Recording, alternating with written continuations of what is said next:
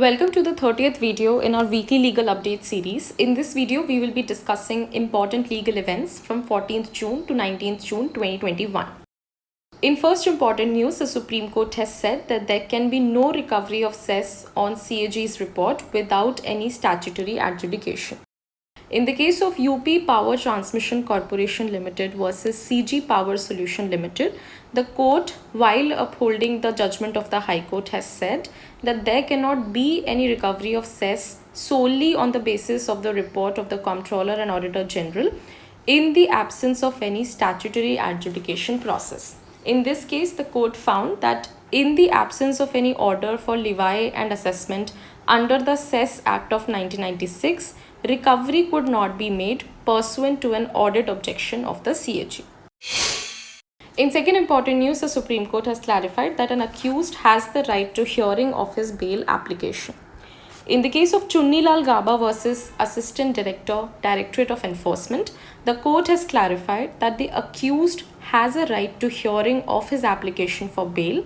In fact, the denial of hearing is an infringement of right and liberty assured to an accused. In the present matter, the bail application of the accused under Section 439 of CRPC has been pending since 20th February 2020.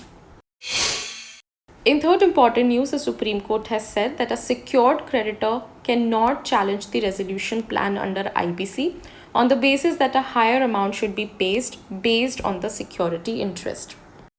In the case of India Resurgence ARC Private Limited versus Amit Metallics Limited, the court has said that a dissenting secured creditor cannot challenge the resolution plan under the Insolvency and Bankruptcy Court, arguing that a higher amount should have been paid on the basis of security interest. The court has further said that what amount is to be paid to different classes or subclasses of creditors is to be decided in accordance with the provisions of the IBC, related regulations, and it is essentially the commercial wisdom of the Committee of Creditors.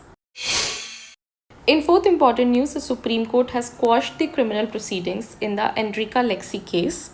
In the Enrica Lexi case, which involved a sea firing incident against the two Italian Marines back in 2012, the Supreme Court has finally quashed the criminal proceedings after accepting a compensation of 10 crore rupees, which was deposited by the Republic of Italy.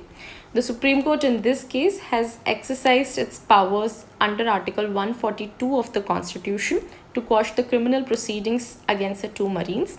Further, the court has also directed the amount to be transferred to the High Court of Kerala.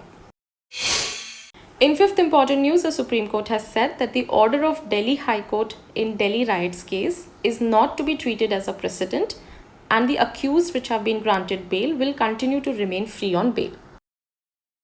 The Delhi High Court has earlier this week granted bail to accused persons in the Delhi riots case under the Unlawful Activities Prevention Act. The Delhi High Court has noted that right to protest peacefully is not a terrorist act and granted bail to Natasha Narwal and Devangana Kalita. The Supreme Court has observed in relation to the Delhi High Court order that it cannot be treated as a precedent, and it has observed that in a bail application, a 100-page judgment discussing all laws is very surprising. Lastly, the Supreme Court E-Committee has been awarded the Platinum Award for Excellence in Digital Governance for 2020 by President Ramnath Kovind in light of its citizen-centric services provided in the COVID-19 period. This brings us to the end of our video. If you like our content, please like, share and subscribe to our channel.